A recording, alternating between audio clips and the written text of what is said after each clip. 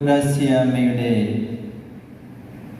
ജീവിതം കൊണ്ട് വിശുദ്ധി കൊണ്ട് സ്വാധീനിക്കപ്പെട്ട പരിശുദ്ധമായ സ്ഥലത്ത് വെച്ച് നിന്ന് ഒരാൾ ഡീക്കൻ ഗോഡ്വിൻ ചെമ്മണ്ട പൗരോഹിത്യത്തിലേക്ക് ഉയർത്തപ്പെടുകയാണ്.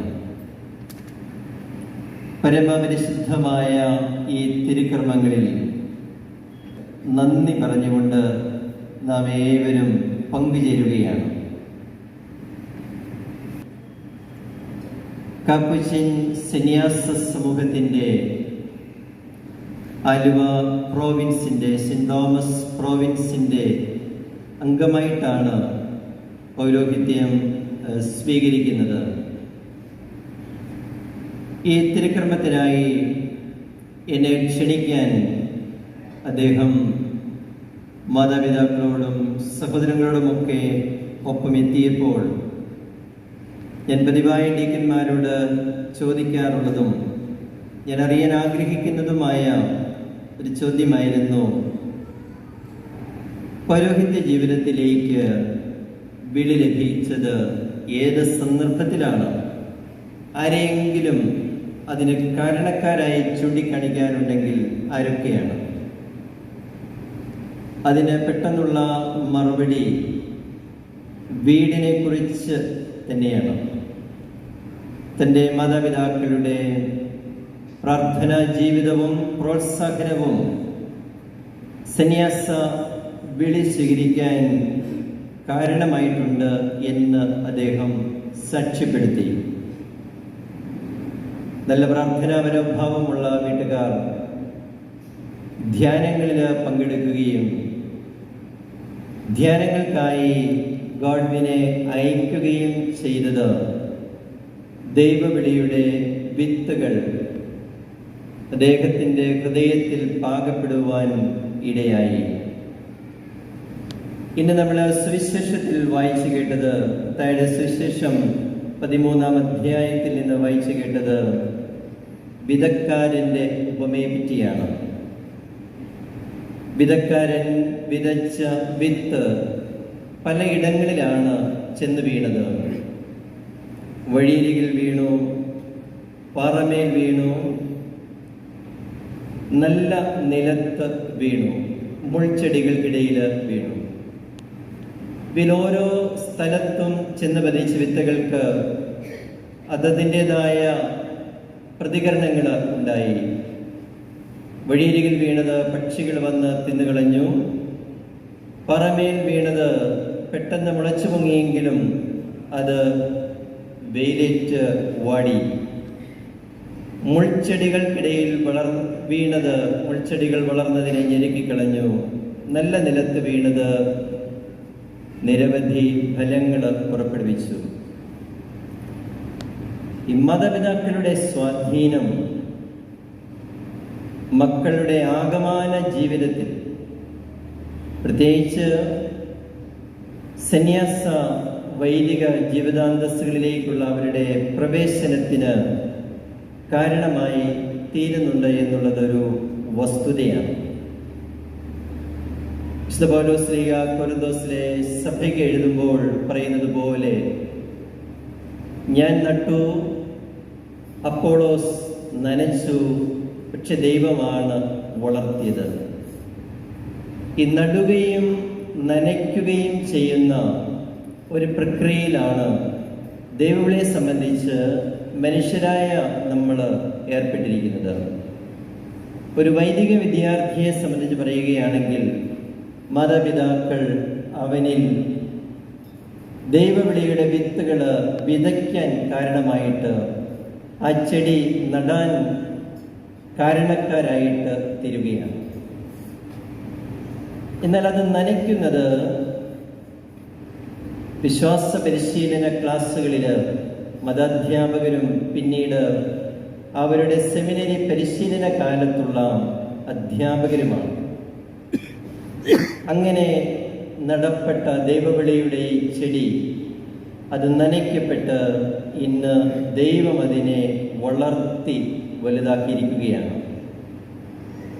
വിശുദ്ധ ഫ്രാൻസിസ് അസീസിയുടെ ചരിത്രം വായിക്കാനിടവന്നതും അദ്ദേഹത്തിൻ്റെ പിൻഗാമികളായ ഫ്രാൻസിസ്കൻ അരൂപിയിൽ ജീവിക്കുന്ന സന്യാസികളുടെ ദാരിദ്ര്യവും ലാളിത്യവും മനുഷ്യത്വവുമെല്ലാം പ്രിയപ്പെട്ട യുവാവായ ഗോഡ്വിനെ ഈ സന്യാസ സമൂഹത്തിൽ തന്നെ അംഗമായി ചേരാൻ പ്രേരിപ്പിച്ചിട്ടുണ്ട്.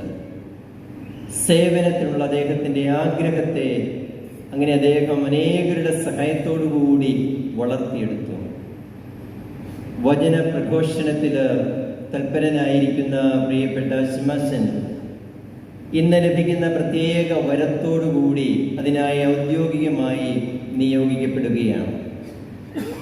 അദ്ദേഹം ധ്യാനങ്ങൾക്ക് പോയ സന്ദർഭത്തിൽ അവിടെ ധ്യാന പ്രസംഗകരും ധ്യാനത്തിൻ്റെ ശുശ്രൂഷകരും അല്ലാതെ തന്നെ ധ്യാന സ്ഥലത്ത് ജോലി ചെയ്യുന്നവരുമായി കാണപ്പെട്ട ഈ സന്യാസ സമൂഹത്തിലെ വൈദികരോട് ഒരു പ്രത്യേക മമത അദ്ദേഹത്തിനുണ്ടായി. അതുകൊണ്ട് തന്നെ മാതാപിതാക്കളെ പോലെ തന്നെ വൈദികര്, സന്യാസിനിമാര്, അധ്യാപകര് ഒക്കെ ദൈവവചനത്തിന് പ്രചോദനം നൽകുന്ന ആളുകളായിത്തീരും. ഇവരിൽ ഒരു ഗണമാണ് പ്രത്യേകിച്ചും സന്യാസിനിമാര്. അവരുടെ സ്വാധീനത്തെ നമുക്കൊരിക്കലും തിരസ്കരിക്കാനായിട്ട് ആവുകയില്ല. 2019 റോമില് മെത്രാന്മാരുടെ സിറോ മലബാർ സഭയിലെ മെത്രാന്മാരുടെ ഔദ്യോഗിക സന്ദർശനത്തിന് ഞങ്ങൾ പോയപ്പോൾ ഞങ്ങൾ ചെന്ന വൈദികർക്കായിട്ടുള്ള ഒരു ഡിപ്പാർട്ട്മെൻ്റ് ഉണ്ട്, ഒരു കോൺഗ്രിഗേഷൻ, ഒരു ഡിക്കാസ്ട്രി ഉണ്ട്. അവിടെ ചെന്നപ്പോൾ അവിടുത്തെ കർദിനാള് ഞങ്ങളെ അഭിസംബോധന ചെയ്ത് സംസാരിച്ചിട്ട് പറഞ്ഞു, നിങ്ങൾ മെത്രാന്മാര്, നിങ്ങളുടെ സഹോദരന്മാരായ വൈദികര് വളരെയേറെ ശ്രദ്ധയെടുക്കേണ്ട ഒരു മേഖലയാണ് സന്യാസിനിമാരുടെ ദൈവവിളി പ്രോത്സാഹനം എന്നത്. ഇതിൻ്റെ കാരണം അദ്ദേഹം പറയുന്നു, ഞാൻ ഉൾപ്പെടെ നിങ്ങളെല്ലാവരും നിങ്ങളുടെ ദൈവവിളിയെപ്പറ്റി ചിന്തിക്കുമ്പോൾ അതിന് പ്രേരണയായിട്ട് പ്രിയപ്പെട്ട സന്യാസിനിമാരുടെ ഇടവകയിലെ ശുശ്രൂഷകൾ, അവരുടെ പ്രോത്സാഹനങ്ങൾ കാരണമായി തീരുന്നുണ്ട് എന്നത് അത് വസ്തുതയാണ്. അതുകൊണ്ട് നമ്മുടെ ഈ പ്രിയപ്പെട്ട സന്യാസിനിമാരോട് നമുക്ക് വലിയൊരു കടപ്പാട് ഉണ്ട്. അവരുടെ ശുശ്രൂഷകൾ ഈ വിധത്തിൽ പ്രത്യേകിച്ചും ആദ്യ കുർബാനയ്ക്ക് ആഘോഷമായ ദിവികാരുണ്യ സ്വീകരണത്തിന് കുട്ടികളെ ഒരുക്കുമ്പോഴൊക്കെ അവർ ഈ ഒരു വിത്ത് വിതയ്ക്കാനായിട്ട് കാരണക്കാരായിട്ട് തീരുന്നുണ്ട് എന്നത് വാസ്തവമാണ്. ചിലപ്പോൾ വളരെ നിസ്സാരമായി ചോദിക്കുന്ന ഒരു ചോദ്യമായിരിക്കാം അവരിൽ ആ വിത്ത് വിതയ്ക്കപ്പെടാനായിട്ട് കാരണമായി തീരുന്നത്. ഏതാനും നാളുകൾക്ക് മുമ്പ് ഞാനൊരു വീട് സന്ദർശിച്ചപ്പോൾ ആ വീട്ടിലെ 2 കൊച്ചുകുട്ടികളുണ്ട്. അതിൽ മൂത്ത ഒരു പെൺകുട്ടിയാണ്, അവൾക്കൊരു 10 വയസ്സ് പ്രായം കാണും. അവളുടെ ഇളയത് 8 വയസ്സ് പ്രായമുള്ള ഒരു ബാലനാണ്. ആ കുഞ്ഞിൻ്റെ നല്ല പെരുമാറ്റം കണ്ട് ഞാൻ അവരോട് ചോദിച്ചു, നീ അച്ഛനായിട്ട് പോകുന്നു? അപ്പോൾ അവൻ വളരെ ഉത്സാഹത്തോടുകൂടെ അതിനനുകൂലമായിട്ട് ഉത്തരം നൽകി. അപ്പം ഞാൻ കുഞ്ഞിൻ്റെ അമ്മയോട് ചോദിച്ചു, ഈ കൊച്ച് ഇത്രയും നന്നായിട്ട് അതും വളരെ പെട്ടെന്ന് മറുപടി പറയാൻ കാരണം എന്താണ്? അപ്പോൾ ആ സ്ത്രീ പറയുകയാണ്, ഒരു 40 വയസ്സ് പ്രായം കാണും. എന്നോട് പറയുകയാണ്, ഞാൻ തിരുപ്പട്ടങ്ങൾക്ക് പാട്ടുപാടാൻ പോകുന്ന ഒരു യുവതിയാണ്. ഞാൻ ഗർഭവതിയായിരുന്ന സമയത്തൊക്കെ പ്രത്യേകിച്ചും ഈ കുഞ്ഞിനെ, എൻ്റെ ഈ ആൺകുഞ്ഞിനെ ഞാൻ ഗർഭം ധരിച്ച് പൂർണ്ണ ഗർഭാവസ്ഥയിലായിരുന്നപ്പോഴും ഞാൻ തിരുപ്പട്ടങ്ങൾക്ക് പാടാനായിട്ട് പോകും. അപ്പോൾ അവിടെ മെത്രാൻ വൈദികാർത്ഥിയുടെ ശിരസ്സിൽ കൈവയ്ക്കുമ്പോൾ ഞാൻ എൻ്റെ വയറ്റിൽ കൈവച്ച് പ്രാർത്ഥിക്കും, ജനിക്കാനിരിക്കുന്ന ഒരു ആൺകുഞ്ഞാണെങ്കിൽ അവനെ പൗരോഹിത്യത്തിലേക്ക് വിളിക്കണമേ എന്ന്.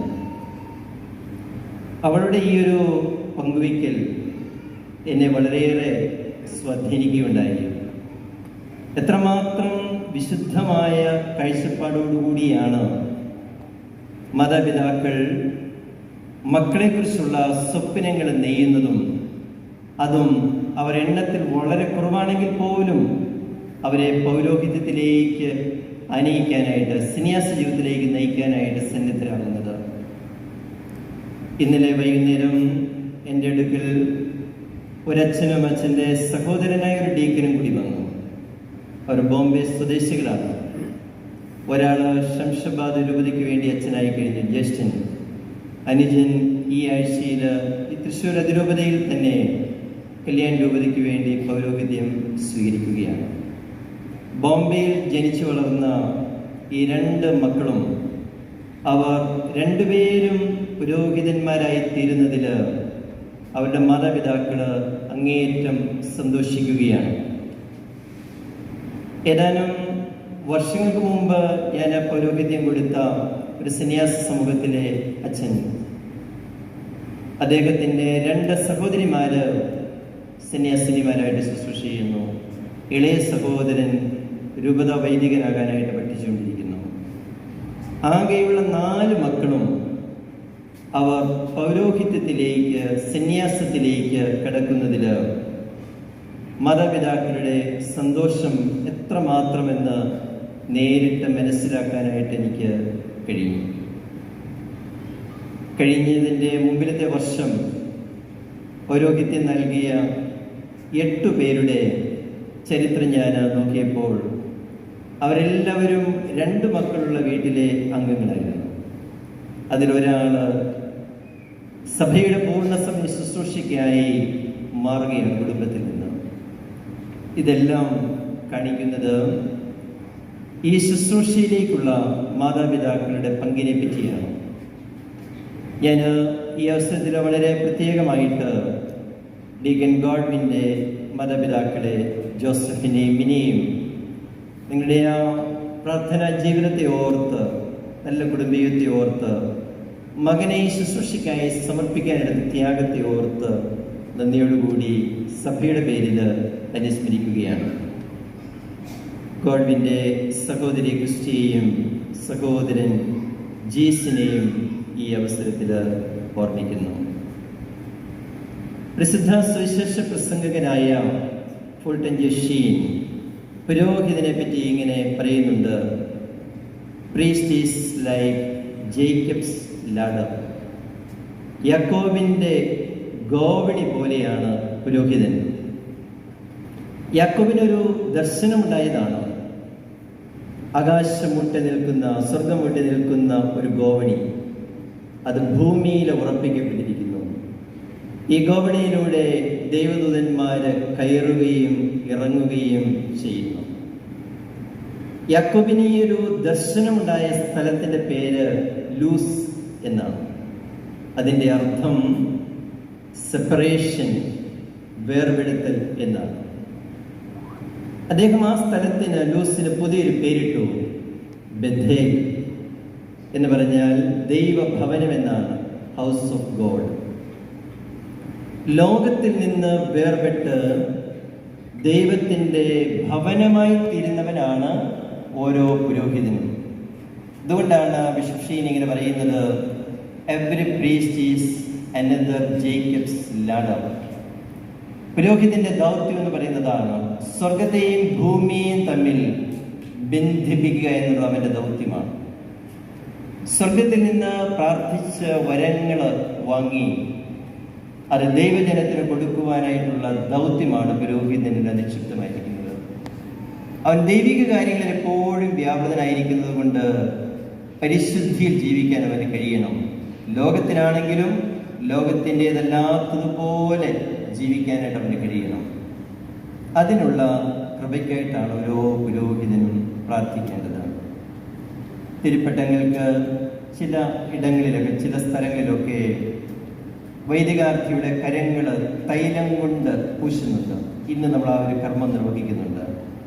ഇത് കൂടുതലും ഒരു ലതീൻ സഭയിലുള്ള പാരമ്പര്യമാണെങ്കിലും അതിൻ്റെ അർത്ഥം അറിയുമ്പോൾ ഏത് സഭയിൽ എന്നതല്ല, അത് നമ്മളത് വളരെ ഹൃദ്യമായിട്ട് ഉൾക്കൊള്ളും എന്നുള്ളതാണ്. ഈ വൈദികാർത്ഥിയുടെ കരങ്ങൾ ഈ തൈലം കൊണ്ട്, മൂറോൺ തൈലം കൊണ്ട് പൂശിയ ശേഷം അതൊരു തുണി കൊണ്ട്, നല്ലൊരു കൈത്തൂവാല കൊണ്ട് തുടച്ചെടുത്തിട്ട് ചിലയിടങ്ങളിൽ അത് വൈദികൻ, നവാഭിഷിക്തൻ തൻ്റെ അമ്മയ്ക്ക് സമ്മാനമായിട്ട് കൊടുക്കും. അതിന് മാനിത്തൂർജിയം എന്നാണ് ലത്തീൻ ഭാഷയിൽ പറയുന്നത്. ആ കൈത്തൂവാലയ്ക്ക് പുരോഹിതന്റെ അമ്മ അത് തൻ്റെ മരണം വരെ ഒരു വിശുദ്ധ വസ്തുവായിട്ട് സൂക്ഷിക്കും. അതിനൊരർത്ഥമുണ്ട്. പിന്നീടും അമ്മ മരിച്ച് അടക്കപ്പെടുമ്പോൾ അമ്മയുടെ മുഖം അതുകൊണ്ട് മൂടും, അല്ലെങ്കിൽ അവളുടെ കൈകളിൽ അത് പിടിപ്പിക്കും. അതിനെക്കുറിച്ച് വ്യാഖ്യാനിക്കുന്ന എങ്ങനെയാണ്? ഈ അമ്മ സ്വർഗത്തിൽ ചെല്ലുമ്പോൾ ഈശോ അവളോട് ചോദിക്കും, ഞാൻ നിനക്ക് ജീവൻ സമ്മാനമായി നൽകി, നീ എനിക്കെന്താണ് പകരം തരിക? അപ്പോൾ അവൾ മറുപടി പറയും, അങ്ങയുടെ നിത്യ പൗരോഹിത്യത്തിൽ പങ്കുചേരുവാൻ ഞാൻ എൻ്റെ മകനെ നൽകി. ഈ ഒരു ഓർമ്മ എല്ലാ പുരോഹിതരുടെയും മനസ്സിലുണ്ടാവണം. തങ്ങൾ വേർതിരിക്കപ്പെട്ടവരാണ്. പരിശുദ്ധരായി ജീവിക്കാനായിട്ട്, ശരീരത്തിലും മനസ്സിലും പരിശുദ്ധിയോടുകൂടി ജീവിക്കാനായിട്ടുള്ള പ്രത്യേക വരമാണ് നിങ്ങൾക്ക് കിട്ടിയിരിക്കുന്നത്. പാപരഹിതമായ ജീവിതം നയിക്കാനായിട്ട് കഴിയണം. അതുകൊണ്ട് തന്നെയാണ് ഈ കർമ്മത്തിൻ്റെ ആരംഭത്തിൽ മുടി മുറിക്കുന്നത്. ഇതേക്കുറിച്ച് കമൻ്ററി നൽകിയ ക്രിസ്ത്യച്ചന് വളരെ നന്നായിട്ട് പറയുകയുണ്ടായി.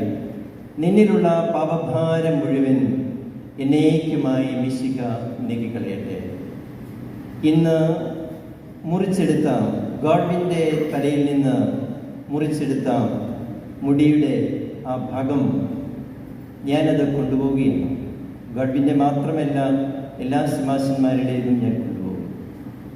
പൗരോഹിത്യം നൽകിയിട്ടുള്ള എല്ലാവരുടെയും മുടികൾ ഞാനങ്ങനെ സൂക്ഷിച്ചു വയ്ക്കുന്നുണ്ട്. അതൊരു പാരമ്പര്യമാണ്, പ്രത്യേകിച്ചും ഓർത്തഡോക്സ് പാരമ്പര്യമാണ്. മെത്രാൻ താൻ കൈവയ്പിലൂടെ പൗരോഹിത്യത്തിലേക്ക് ആനയിച്ച എല്ലാ വൈദികാർത്ഥിയുടെയും മുടി മുറിച്ചിട്ട് അത് അദ്ദേഹം മുറിയിൽ സൂക്ഷിക്കുകയാണ്. വൈദിക മേലധ്യക്ഷൻ മരിക്കുമ്പോൾ അദ്ദേഹത്തിൻ്റെ ഖബറിൽ ഇതിട്ട് അടക്കം ചെയ്യുകയാണ്. പുരോഹിതനും വൈദിക മേലധ്യക്ഷനും തമ്മിലുള്ള ഒരു ബന്ധത്തെ ഇത് സൂചിപ്പിക്കുകയാണ്. എന്നേക്കുമായി നീക്കിക്കളയപ്പെട്ട നിന്നിലെ പാപമാലിന്യം അതിനിയൊരിക്കൽ നിന്നിൽ പിടിമുറുക്കാതിരിക്കാനായിട്ട് എന്നും പ്രാർത്ഥിച്ച് എളിമയോടെ ജീവിക്കുന്ന ഒരാളായിരിക്കണം പുരോഹിതൻ. എല്ലാറ്റിനും ഉപരി പ്രാർത്ഥിക്കുന്ന മനുഷ്യനാവണം. 2018 പ്രളയകാലത്ത് ഞാൻ ആലപ്പുഴ പ്രദേശത്തുള്ള ഒരു ക്യാമ്പ് സന്ദർശിക്കാനായി പോയി. അവിടെ എനിക്ക് പരിചയമുള്ള ഒരു വൈദികനെ കാണാനായിട്ട് ഇടവക വികാരിച്ചുകൊണ്ട് അന്വേഷിച്ചു. അപ്പോൾ എന്നോട് പറയുകയാണ്, ആ അച്ഛനെ കാണാനായിട്ട് പിതാവ് ആ പള്ളിക്ക് വരെ പോകേണ്ട ആവശ്യമില്ല, ഇവിടെ ഒരു നിത്യാരാധന ചാപ്പലുണ്ട്, ഇന്ന് ശനിയാഴ്ചയാണ്, 12 മണി സമയമാണ്, അച്ഛൻ ഇവിടെ ഉണ്ടാവും. ഞാൻ അവിടെ ചെന്നപ്പോൾ അവിടെ പ്രാർത്ഥനാ നിരതനായിട്ട് ഇരിക്കുന്ന ഒരു കൊച്ചച്ഛനെ കണ്ടെത്താനായിട്ട് കഴിഞ്ഞു. അതെന്നെ വളരെയേറെ സന്തോഷിപ്പിക്കുകയുണ്ടായി. ഇക്കഴിഞ്ഞ ഈസ്റ്ററിന് ഞാൻ കാഞ്ഞിരപ്പള്ളിയിൽ പലൂർക്കാവ് എന്ന് പറയുന്ന ഒരു സ്ഥലത്തായിരുന്നു. 2:45 തിരുക്കർമ്മങ്ങൾ തുടങ്ങുന്നതിന് വേണ്ടി ഞാൻ 2 മണിയായപ്പോൾ പള്ളിയിലെത്തി. ഒരു കൊച്ചച്ഛനാണ് അവിടുത്തെ വികാരി. അദ്ദേഹം ഞാൻ ചെല്ലുന്ന സമയം നോക്കിയിരുന്ന് എന്നെ സ്വീകരിച്ച് മധുബഹായിൽ കൊണ്ടുവന്ന ശേഷം ഞാൻ നോക്കിയപ്പോൾ ബലിപീഠത്തിൽ അരുളിക ഇരിപ്പുണ്ട്. ഞാൻ ചോദിച്ചു, ഇപ്പം എന്താണ് അച്ഛൻ ആരാധന? ആളുകൾ വരുന്നിടം വരെ ഞാൻ അല്പം പ്രാർത്ഥിച്ചോട്ടെ പിതാവ് എന്ന് ചോദിച്ച് ഞാനിവിടെ ഇരിക്കുമ്പോൾ തന്നെ അദ്ദേഹം പരിശുദ്ധ കുർബാന എഴുന്നള്ളിച്ച് വെച്ച് ആരാധിക്കാനായിട്ട് തുടങ്ങി. ഈ 2 കൊച്ചന്മാരും എന്നോട് ആഴമേറിയ സുവിശേഷം പ്രസംഗിക്കുന്നവരായിട്ട് ഞാൻ കാണുകയാണ്. എത്രയോ സന്തോഷമാണ് അച്ഛന്മാരിങ്ങനെ പ്രാർത്ഥിക്കുന്നവരായി കാണപ്പെടുക എന്നുള്ളത്. അതാണ് ജീവിത വിശുദ്ധി ജീവിക്കാനായിട്ടുള്ള ഏറ്റവും വലിയ ഉപകരണം എന്ന് പറയുന്നത്.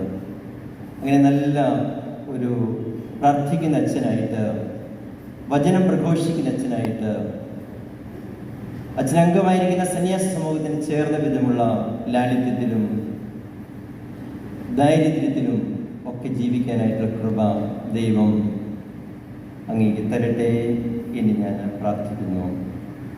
കാപ്പുച്ചിൻ സന്യാസ സമൂഹം നിങ്ങളുടെ വിശുദ്ധമായ ജീവിതം കൊണ്ട്, വചന പ്രഘോഷണ ശൈലി കൊണ്ട് ലോകത്തെ വളരെയേറെ ആകർഷിക്കാൻ കഴിഞ്ഞിട്ടുള്ള ഒരു സന്യാസ സമൂഹമാണ്. ധാരാളം വിളികൾ ഈ സമൂഹത്തിലേക്ക് ഇനിയും ഉണ്ടാകട്ടെ എന്ന് പ്രാർത്ഥിച്ചുകൊണ്ട് നവാഭിഷിക്തനാകുന്ന ഡീക്കൻ ഗോഡ്വിൻ എല്ലാവിധ ആശംസകളും നേർന്ന്, ദൈവാനുഗ്രഹങ്ങളും നേർന്ന് ഞാൻ ഈ സന്ദേശം ഉപസംഹരിക്കുകയാണ്.